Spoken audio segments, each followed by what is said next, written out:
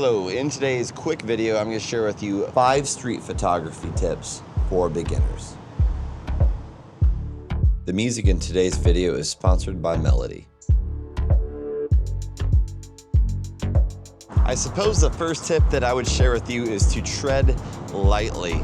Unless you get immense joy out of being burdened down with weight, I would not recommend carrying a lot of weight with you when you're setting out to do street photography.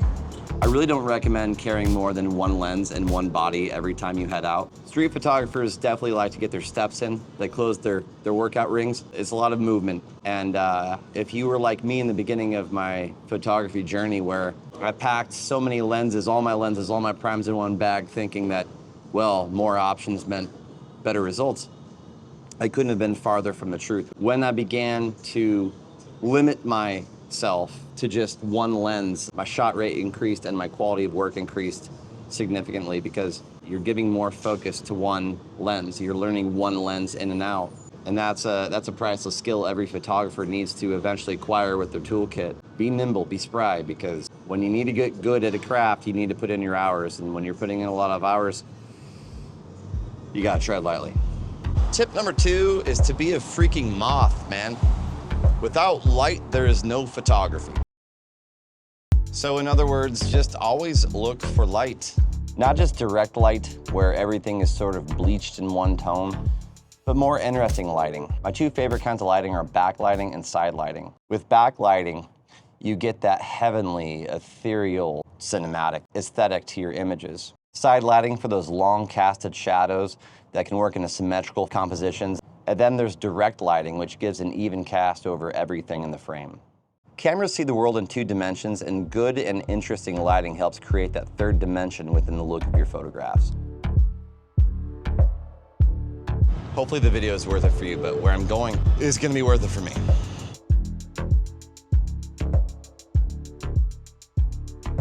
Subject hierarchy is everything with good and effective photos. Photos are most effective when the viewer knows exactly what they're looking at without even having to think about it. People simply will not spend the time trying to investigate what it is that they ought to be seeing. Try to find uncluttered, simple scenes for shooting street photography. Most often, this just means a few inches either way on what you choose or choose not to include in your composition. A few inches can really make or break an image. Sure, you can crop and post, but try and nail it in the field as much as possible. This requires more thinking on the spot, which means less rushing in to get the shot. I know this sounds a little contradictory when photography is the art of capturing life's fleeting moments. Training your brain to observe scenes more thoughtfully over time will come back to you as if it's second nature, and at the end of the day, will make you a more gifted and talented photographer. Yep, told you it'd be worth it for me.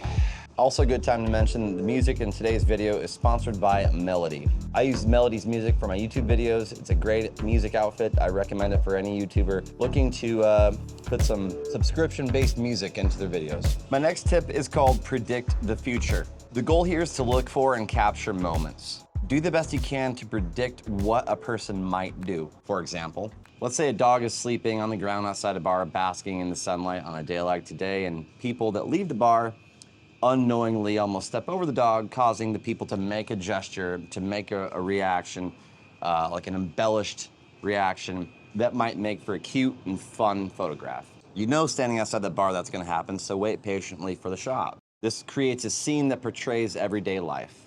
A lot of this of what I'm talking about is predicting human movement, which means you gotta put in your hours and your many, many times of heading out, shooting for hours to maybe come back with nothing much to show for. Photography, like all art, is a process of showing up. Ooh, I feel so much better after that beer, man. Wow, I feel great. People should drink all the time. There's no doubt about it. You have to develop a large sense of conquering stage fright if you want to do street photography. But that doesn't mean that you should make it a goal to just go out there and piss people off. I've done my fair share of pissing people off. It's unavoidable to a certain degree. I personally never want to be a bother with my camera. I just want to get a good shot. I would say that's probably the same for most people that hold a camera. It's good to be aware of your surroundings in every aspect of street photography. If the read that you're getting from people's faces seem agitated, or it seems that they're feeling discomfort, just put the camera away. That's my best advice. It's not worth the shot unless your game is confrontation. Just move on. I find scenes with rapid movement to be best. That way, the interaction time between you and the subject is shorter lived. Areas where you can wait for people to enter the scene.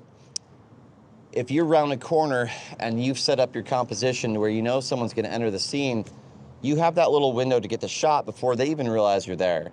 And if they do catch you shooting at that time, it can just appear as if they're the ones that ruined your effort. And then you can have that moment where it's like, oh, you know, no worries, no worries. Am I suggesting that you gaslight the general public while getting streets and lifestyle photography? Yeah, kind of. I like to pull up my Instagram. Just have that page, my home page in my pocket and ready. That way, if someone does question, you can just boom, unlock, just show them what you do. It's a good way to disarm, but at least at minimum, it presents you as a person who's willing to not just scurry and run away like they've done something wrong, but to show the general public that your intentions are forthright and that you're willing to respect people and their right to remain private. And this also gives them the power in a way where they're able then to maybe say, can you please not put me, you know, on blast? And you can oblige and say yes, because that is the right thing to do. If you've made it this far in the video, thank you for sticking around. Thank you for watching. I'm hungry. I'm gonna go home. I feel gross. I'm gonna shower. Focus on what matters most. I'll see you next time. Bye-bye.